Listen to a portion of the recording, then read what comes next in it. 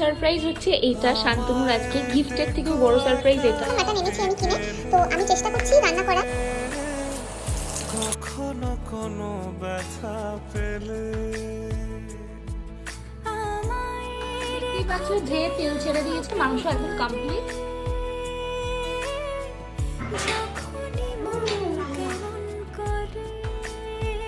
তুই কি সারপ্রাইজ হয়েছিস? আমি তো জানি এটা হলে সারপ্রাইজ হবে। আর পায়েসটাও করেছি। আরে পায়েসটা ঝোল আমি ওটা ঝোলটা ওর মধ্যে 500 মাংস 4 দিন না 1 বছর রেখে খাবি। ফার্স্ট টাইম বানিয়েছি, ফার্স্ট টাইম এরকম তো আমি জীবনে বানাতে পারবো না। আমি বড় ঘরে নিয়ে আয়।